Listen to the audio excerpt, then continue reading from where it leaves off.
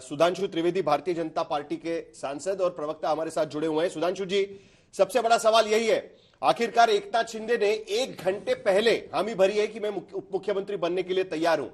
इस बार की सरकार किस तरीके से अलग हो सकती है आपके नजर से? 2014 में जब देवेंद्र फडणवीस ने शपथ ली थी तब कोई भी सहयोगी दल नहीं था शपथ ग्रहण में। 6 के 6 जो मंत्री बने थे वो बीजेपी से बने थे। इस बार 2 सहयोगी दल भी साथ में है, 2 उप मुख्यमंत्री है और उसमें से एक उप मुख्यमंत्री जिन्होंने 1 घंटे पहले हामी भरी है। कितना अलग होगा इस बार की सरकार? देखिए, इस बार की सरकार इस दृष्टि से अलग होगी क्योंकि पिछली बार तो यह सरकार एक नई व्यवस्था के तहत चली थी, अब वह व्यवस्था आजमाई हुई और परखी हुई हो गई। दूसरी बात, पिछली बार बहुत सारे प्रश्न उठाए जा रहे थे कि जनता का समर्थन है या नहीं, तो जनता का रिकॉर्ड तोड़ समर्थन प्राप्त करके आई। तो मैं कह सकता हूं कि नैतिक दृष्टि से जनता का समर्थन, राजनीतिक दृष्टि से, व्यवहारिक दृष्टि से सरकार चलाने का अनुभव हमने प्राप्त करके दिखाया है। तो इसलिए हम ये कह सकते हैं कि यह सरकार अब एक नए भविष्य की तरफ महाराष्ट्र को ले जाने में सफल होगी।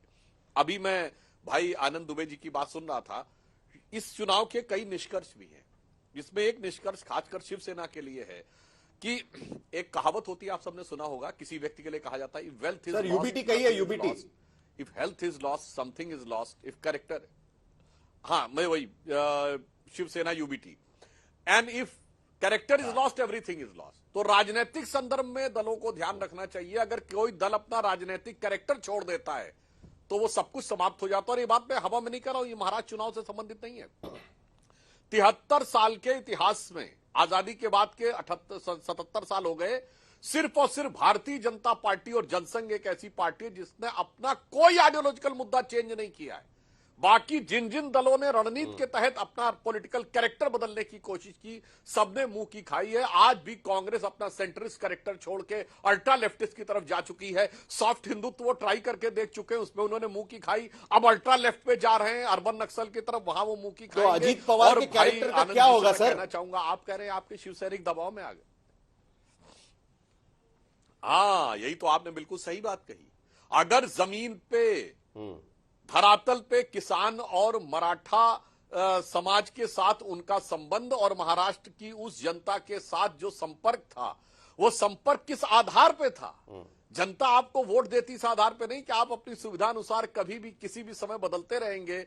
1-2 बार चल सकता है और आप ये बता भी सकते हैं, हम बता रहे हैं ईमानदारी से, हमने बसपा के साथ गठबंधन किया, महबूबा मुफ्ती के साथ गठबंधन किया, हमने कई दलों के साथ, जेडीएस के साथ अभी भी हमारा पुनः गठबंधन है, मगर हमने ये बताया कि हमने अपना मुख्यमंत्री बनाने के लिए नहीं किया।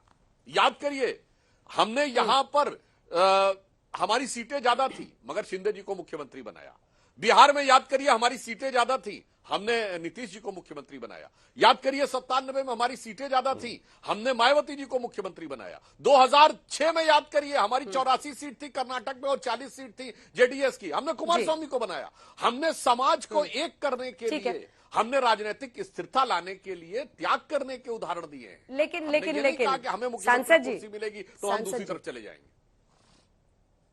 सांसद जी, एक सवाल और है, उसके बाद सापरा साहब आ रही हूँ। सांसद जी, आज इसी मंच पर नीतीश कुमार भी मौजूद थे।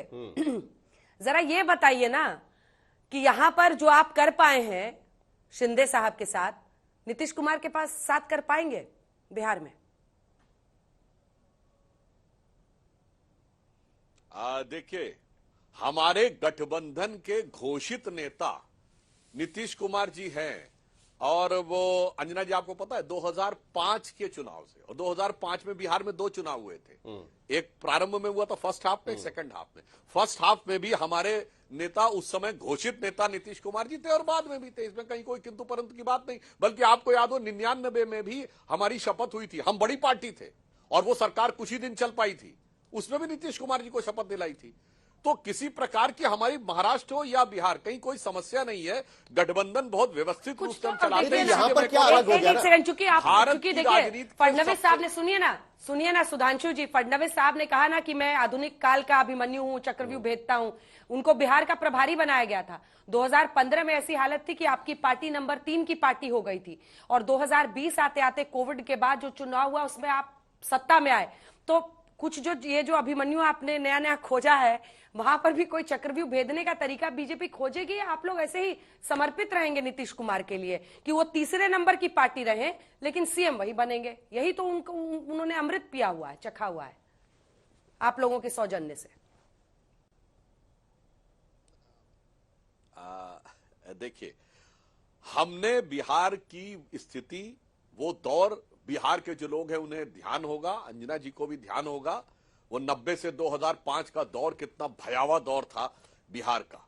और उस समय यह बिल्कुल सही बात है कि अगर आप देखें तो 1995 के चुनाव में समता पार्टी, यानी जो अब आज में जेडीयू बना है, उसकी 7 सीटें थी और भारतीय जनता पार्टी की 42 सीटें थी। तब अविभाजित बिहार था, झारखंड भी उसमें शामिल था। मगर उसके बाद हमने तय किया कि बिहार को इस त्रास से मुक्ति दिलानी है, और उस संत्रास से मुक्ति दिलाने के लिए हमने अपना संगठन लगाया, कार्यकर्ता लगाए और नेतृत्व के रूप में आगे बढ़ाया। मैं और बात बता देना चाहता हूं, आज हमारा गठबंधन खत्म है, याद दिलाना चाहता हूं। 99 में बीजू जनता दल के साथ हमारा गठबंधन हुआ उड़ीसा में। संगठन हमारा था, कार्यकर्ता हमारा था, व्यवस्था हमारी थी, सब कुछ हमारा था। मगर उस समय नवीन बाबू का चेहरा था, हमने नवीन बाबू को आगे किया। ये ठीक है, नवीन बाबू ने हमें 2009 में छोड़ दिया, परंतु मैं अंत में सिर्फ ये कहूंगा, अकाली दल को देख लीजिए पंजाब में, शिवसेना को देख लीजिए यहां पर, या बीजू जनता दल वहां पर, या जो भी दल साथ में रहे, हमारे साथ रहे, वो बहुत अच्छी स्थिति में रहे। जिन दलों ने हमें छोड़ा उनका क्या हुआ आप देख सकते हैं, और इन्हीं चुनावों में देखिए कांग्रेस के साथ क्या हुआ। नहीं तो जिस गठबंधन में रहती है कांग्रेस, तो गठबंधन के दम पे आगे सवाल हम लोग बढ़ती है, अलग तरीके से पूछ लेते आगे हैं। बढ़ाते हैं। नहीं सुधांशु जी, नहीं, सवाल थोड़ा अलग तरीके से पूछ लेते हैं। सपरा जी के पास जाने के पहले जो अंजना ने पूछा उसका थोड़ा अलग तरीके से पूछ लेते कि भाई जो नीतीश कुमार के लिए आप कर रहे हैं, वही बात तो एकनाथ शिंदे भी मांग रहे थे। यहां पर उन्होंने तो कहा ही था बिहार पैटर्न रखिए महाराष्ट्र में, तो महाराष्ट्र में बिहार पैटर्न क्यों नहीं, और बिहार में नीतीश कुमार क्यों, उस तरीके से बता दीजिए। आप साहिल जी, आपने बहुत अच्छा सवाल किया, मैं तो इसका जवाब दे चुका हूं। जब 2005 में हमारी सत्ता आई, तो जो पहला चुनाव हुआ और जिसमें राष्ट्रपति शासन लग गया, और दूसरा चुनाव हमने एनडीए के नेता के रूप में नीतीश कुमार को प्रोजेक्ट करके चुनाव लड़ा था। बस इस सवाल का जवाब आ गया। ठीक है, यहां पर वैसी कोई स्थिति नहीं थी। ठीक है, हम हर चीज साहब को बहुत स्पष्ट रूप से सापरा साहब बोलेंगे कि आज आज महाराष्ट्र में स्वेरिंग इन में क्या हम लोग नहीं गए, हम लोग से सवाल भी नहीं पूछा जा रहा है। लेकिन देखिए सापरा साहब, 14वां ऐसा राज्य महाराष्ट्र बन गया है जहां बीजेपी का मुख्यमंत्री शपथ ले चुका है। कांग्रेस और कांग्रेस का जो घटता हुआ वर्चस्व है राज्यों के भी चुनावों में, वो आपके लिए कितनी बड़ी चिंता का बात है? क्योंकि कई लोग ये मानते हैं कि अगर महाविकास अघाड़ी में सही स्ट्रैटेजी बनी होती, उद्धव ठाकरे के चेहरे के साथ गए होते, तो शायद एक बेहतर फाइट आप लोग दे पाते। कांग्रेस अड़ी रही। अंजना जी, मैं आपके सवाल का जवाब देता हूं, लेकिन पहले जिस तरह से आपने कहा कि नीतीश कुमार ने कोई अमृत चखा हुआ है, भारतीय जनता पार्टी ने वो अमृत जो है वो एकनाथ शिंदे को नहीं चखने दिया और उन्हें एक राजनीतिक अग्निवीर आज बना दिया है।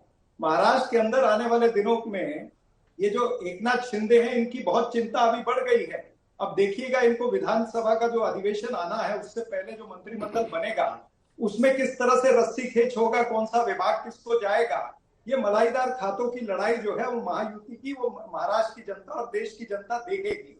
इसमें बहुत ज्यादा आगे चल करके महाराष्ट्र के अंदर ये कुछ कर पाएंगे ऐसा मुझे नहीं लगता, क्योंकि खींचतान इनमें ज्यादा चलेगी। अब मैं आता हूं आपके सवाल पे, जो आपने कहा कि कांग्रेस पार्टी की अगर कोई हमारी धोरणात्मक चीजें या कुछ सब सही होती तो हमारा नतीजा कुछ और होता। ठीक कह रहे, हम अपना आत्मनिरीक्षण कर रहे हैं कि हम किस वजह से हारे हैं। उसमें अनेक सारे कारण हैं। कॉन्स्टिट्यूएंसी वाइज भी मीटिंग चल रही है और सारा इंट्रोस्पेक्शन हो रहा है। इलेक्शन कमीशन को हमारा जो सीनियर नेताओं का दल जाकर के मिला है, हमने कुछ विषय वहां पर भी उठाए हैं, उनके उत्तर भी अपेक्षित है। हमें ऐसा लगा है कि कहीं ना कहीं इलेक्शन कमीशन भी जो है वो कॉम्प्रोमाइज था। कहीं ना कहीं ये लोकतंत्र के अंदर हमारा अधिकार है कि हम हमारे कुछ प्रश्न चिन्ह आए हैं, अगर कुछ विधानसभाओं से कुछ हमें मैसेज आया है, कुछ प्रूफ आए हैं, तो वो हमने इलेक्शन कमीशन के पास में रखे हैं। कुल मिला के परिस्थिति ये है कि हम इंट्रोस्पेक्शन कर रहे हैं, लेकिन आने वाले दिनों के अंदर बहुत से चुनाव अभी आने, अभी तो 20 म्युनिसिपल कॉर्पोरेशन के चुनाव आने हैं, लड़ेंगे। ऐसे अनेकों बार हुआ है, मैदान के अंदर लड़ने वाला तो सपना जी बता दीजिए कि अकेले लड़ेंगे कि अभी भी शिवसेना को साथ में रखेंगे, क्योंकि विधानसभा में नहीं। सपना जी एक बात बता दीजिए ना कि आप शिवसेना यूबीटी को साथ में रखेंगे कि अकेले अकेले लड़ेंगे, क्योंकि इस बार तो उद्धव ठाकरे का चेहरा आपने प्रोजेक्ट नहीं किया, कहते हैं कि उसका खामियाजा भुगतना पड़ा है आपको, तो अभी उनको साथ में रखेंगे कि अकेले लड़ेंगे? हो गया, अभी हार गए, छोड़ देते हैं, अकेले अकेले लड़ते हैं, अलग अलग लड़ते हैं। देखिए, आज की परिस्थिति तो यह है कि महाविकास आघाड़ी एक साथ है और हमारे सारे नेता मिलकर के आने वाले दिनों में हर चीज पर तय करेंगे क्या होगा। मैं आज की परिस्थिति की ही बात आपके सामने कर सकता हूं और आज की परिस्थिति में महाविकास आघाड़ी महायुति के सामने डट करके खड़ी रहेगी और महायुति ने जो वादे किए, यही सवाल दुबे जी से पूछ लेते हैं। यही सवाल दुबे जी से पूछ लेते हैं। इंडिया गठबंधन की दूसरी बैठक थी, अगर मुझे ठीक से याद है, बेंगलुरु में। कर्नाटक की जीत के बाद कांग्रेस बहुत ताकतवर दिखाई दे रही थी और तमाम नेता कांग्रेस के गुणगान कर रहे थे। इंडिया गठबंधन में भी कांग्रेस एक बहुत प्राइम पोजीशन पर, और ये बात नागवार भी गुजर रही थी नीतीश कुमार को तब तक। फिर मुंबई वाला, यहां पर इंडिया गठबंधन की तीसरी बैठक होती है। पटना में सबसे पहली हुई थी नीतीश कुमार की अगुवाई में, तीसरी यही मुंबई में होती है। वहां से फर्क साफ दिखने लगा, क्योंकि जैसे ही इंडिया इसका नाम रहेगा, और भी कई बातें थी कांग्रेस असर्ट करने लगी, उसके बाद नीतीश कुमार की नाराजगी दिखने लगी, वो पहले निकल गए, बहुत सारी चीजें हुई थी। इस कॉन्टेक्स्ट में आपसे आनंद दुबे जी अगला प्रश्न पूछ रही हूं। 12वां ऐसा राज्य जहां पर बीजेपी अपना दूसरा टर्म हासिल कर रही है, वहीं कांग्रेस को आप तुलनात्मक तरीके से देखिए तो 0 है उनका स्कोर। राजस्थान, मध्य प्रदेश, ये तमाम राज्य से भी सत्ता उनके हाथ से चली गई, जहां पर गहलोत जैसे, कमलनाथ जैसे कद्दावर नेता थे। क्या इस बार के नतीजों के बाद भी, उद्धव ठाकरे को सीएम फेस नहीं प्रोजेक्ट करने के बाद भी, नगर निगम चुनाव आप कांग्रेस पार्टी के साथ लड़ना चाहेंगे? सिंपल क्वेश्चन है सर, सीधा जवाब दीजिएगा। सीधा जवाब दूंगा। देखिए, जब लोकसभा के चुनाव में हमारी अच्छी खासी जीत हुई तो हम सब जोश में थे, हमें लगा कि हम महाविकास आघाड़ी के नेतृत्व में एक सरकार बनाएंगे। लेकिन जैसे ही हरियाणा में कांग्रेस की बुरी तरह हार हुई, हम पहली पार्टी हैं जिन्होंने उनको आईना दिखाया। हमने कहा कि कांग्रेस को अति आत्मविश्वास नहीं रखना चाहिए। अभी आगे 2 चुनाव हैं, एक झारखंड और एक महाराष्ट्र। कांग्रेस ने उसके बाद जिस प्रकार की गंभीरता दिखानी चाहिए थी, नहीं दिखाई अंजना जी, और उसी का खामियाजा है कि आज हमें इतनी करारी हार झेलनी पड़ी है। मुख्यमंत्री का चेहरा नहीं हो पाया, सीटों का सही से बंटवारा नहीं हो पाया, बहुत सारी चीजें जमीन पर आ नहीं पाई, कोऑर्डिनेशन दिखा नहीं। हम फिर कह रहे हैं कि निंदक नियरे राखी आंगन कुटी छवाए, क्योंकि हम अपने दोस्तों को अगर उनकी कुछ कमियां हैं तो बताएंगे। रही बात अभी महानगर पालिका के चुनाव की, आगे वाले चुनाव की, ये अंजना जी मेरा अधिकार नहीं है, हमारी पार्टी के शीर्ष नेतृत्व का अधिकार है कि महाविकास आघाड़ी बन के लड़ना है या शिवसेना अकेले लड़ेगी। लेकिन जिस ढंग से शिवसैनिक जगह जगह संवाद कर रहे हैं, जिस ढंग से खबरें आ रही हैं, ऐसा लग रहा है कि शिवसेना के बारे में एक बात चर्चा है कि हमें अकेले लड़ना ही चाहिए। ये लोग कह रहे हैं, और लोकतंत्र है, संवाद होना चाहिए। हमें लोग कह रहे हैं, कई लोग तो चिट्ठियां लिख रहे हैं कि शिवसेना को अकेले लड़ना चाहिए, जो होगा देख लेंगे। तो इन सब चीजों पर भी बात होगी, क्यों नहीं होगी? अरे वो अलग पार्टी है, हम अलग पार्टी है। हम 30 साल एक दूसरे के खिलाफ लड़े, आज उनके साथ हैं। बीजेपी के साथ में लड़े, आज बीजेपी के खिलाफ। ये तो बीजेपी नहीं, शिवसेना यूबीटी कह रही है कि हरियाणा से कोई सीख नहीं ली। सामना में एडिटोरियल पे एडिटोरियल आ रहे थे कि हाई हैंडेडनेस कांग्रेस का, जिसके वजह से हारे हैं, महाराष्ट्र में सुधर जाइए। आपकी सहयोगी कह रही है।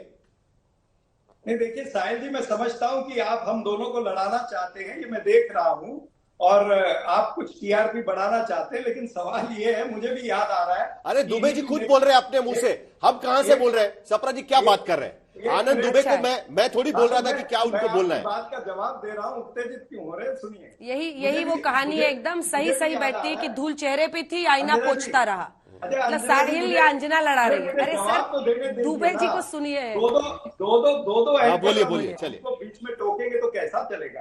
देखिए, ऐसा है, मुझे भी याद आ रहा था। बोलिए।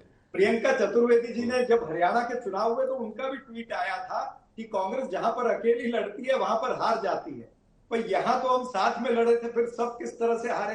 देखिए, ये हार जीत होती है। दूसरी बात भी मैं याद दिलाना चाहूंगा कि लोकसभा के चुनाव के अंदर जब शिवसेना 17 सीटों पर लड़ी और 9 सीटों पर ही मात्र जीत करके आई, हम 13 सीटों पर लड़ करके, हम 13 जीत करके आए, 17 पर लड़के, तो तब तो हमने कुछ नहीं कहा कि शिवसेना कमजोर है या शिवसेना को ये तब्दीली करनी चाहिए। तो ये तमाम सारी चीजें जो है, ये मीडिया पर नहीं है, हम आपस में बैठ करके चर्चा कर सकते हैं। मीडिया पर ये सारी चर्चाएं हम किसी भी प्रवक्ता को या किसी भी नेता को आपस में नहीं करनी चाहिए जो किसी भी गठबंधन के हैं, चाहे वो महायुति के हैं, चाहे वो महाविकास आघाड़ी के हैं। चलिए सुधांशु जी से एक कमेंट ले लेते हैं, और ये तस्वीरें भी आ गई हैं जो पिछली बार के शपथ ग्रहण की। एक संस्कृति होती है, लेकिन आपका काम तो सुधांशु जी आसान ही हो गया है। दोनों आपस में से देखिए, जब उद्धव ठाकरे शपथ ले रहे थे, 2019 की तस्वीर है, तब सामने आपको बीजेपी के तमाम नेता, देवेंद्र फडणवीस भी शिवाजी पार्क में ये शपथ ग्रहण हो रहा था, और उस वक्त तो काफी कड़वाहट हो गई थी शिवसेना और बीजेपी के रिश्तों में। जिस तरीके से महाराष्ट्र की राजनीति में उथल पुथल शुरू हुई 2019 की, वो शपथ ग्रहण का समारोह हम दिखा रहे हैं। और इस समारोह में हमने देखा था कि देवेंद्र फडणवीस और बाकी बीजेपी के नेता भी शामिल हुए थे, और इसी को लेकर सवाल हमारा था कि आखिरकार क्यों ऐसा हुआ कि इस बार विपक्ष इस शपथ ग्रहण में शामिल नहीं हो पाया है। तो सुधांशु त्रिवेदी जी, जो सवाल अंजना पूछ रही है उसी को मैं थोड़ा सा आगे बढ़ाना चाहता हूं कि क्या जिस तरीके से हम देख रहे हैं कि शिवसेना यूबीटी कह रही है कि भाई कांग्रेस नहीं समझ पाई, कुल मिलाकर वही बात एकनाथ शिंदे की शिवसेना भी कह रही थी, वो भी कह रहे थे कि भाई हमारी बात समझ जाइए। कहीं आप में भी तो शुरू नहीं हो जाएगा शिवसेना और बीजेपी के बीच में? देखिए, हम एक बात बताते हैं, जो आप दिखा रहे हैं उद्धव ठाकरे जी का शपथ ग्रहण का समय, भारत की राजनीति में एक मर्यादा थी। मैं याद दिला दूं आपको, कमलनाथ जी का शपथ ग्रहण हुआ था, शिवराज सिंह चौहान जी उसमें गए हुए थे। अभी भी आप देखिए, हमारे मोहन मांझी जी का शपथ ग्रहण हुआ और नवीन बाबू उसमें आए थे। आज समस्या क्या हो गई है कि विपक्ष ये समझ नहीं पा रहा है कि एक जिम्मेदार विपक्ष की भूमिका कैसे निभानी है, परिपक्व विपक्ष की भूमिका कैसे निभानी है। जिसका एक उदाहरण इसमें नजर आया, आप इंडिया गठबंधन रख रहे हैं। अरे भाई, ये कोई एब्रिविएशन बनाकर आपको कोई ज्ञान दे रहा होगा कि इंडिया कहने से सारे लोग साथ हो जाएंगे, ऐसा नहीं होता है। किसी देश का नाम, भारत का नाम रखना हो तो भारत की भारतीयता, अस्मिता आपके आचरण, चाल, चेहरे, चरित्र, चिंतन में नजर आनी चाहिए। ये नहीं हो सकता हमने एक इंडिया नाम रखा और उसके बाद हो गया। और मैं ऑन द लाइटर नोट कहूं, शिवसेना को समझना चाहिए था कि जब कांग्रेस ने उसको बुलाया था तो जानते कैसे गले लगने के लिए बुलाया था, वैसे ही जैसे अफजल खान ने शिवाजी को बुलाया था। कद काठी में अफजल खान बहुत बड़ा माना जाता था, शिवाजी छोटे थे, मगर शिवाजी युक्ति और बुद्धि में बहुत बड़े थे और वो उस बात को समझ गए थे। काश शिवसेना ने जो ये दावा करती है आज की शिवसेना यूबीटी कि वो शिवाजी की परंपरा की समझने वाली है, काश वो समझी होती कि वो पार्टी जो मुस्लिम लीग से गठबंधन करके बैठी है, काश वो ये समझी होती जो अफजल को हालात का मारा, हाफिज को साहब और जाने क्या क्या कहती फुरफुरा शरीफ के गद्दी नची के साथ है, जिसके लोग औरंगजेब और मुगलों को महान मानते हैं, उनके साथ आप जाएंगे और वो आपको वास्तविकता में गले लगाएंगे। मुझे लगता है ये बात समझने में उनसे भारी गलती हुई। और वही, और मैं एक और बात में कहता हूं, सुधांशु जी, अभी आपकी कदकाठी बढ़ गई है, चीज से हमें थोड़ा कष्ट भी होता है। अब आपकी कदकाठी इतनी बढ़ गई है कि आपके दोनों जो अलायंस पार्टनर है वो भी आप तक नहीं पहुंच पा रहे हैं। 57 है, 41 है, आप 133 है। देखिए, मैं बहुत स्पष्ट कह दूं, हम सारे गठबंधन को साथ में लेके चलते हैं, किसी प्रकार का कोई भेदभाव नहीं। 2 सरकारें, मोदी 1 और मोदी 2 तो स्पष्ट बहुमत की थी, उसके बावजूद भी एनडीए के सारे सहयोगी उसमें साझीदार थे और एनडीए 1 में तो शिवसेना के मंत्री भी थे।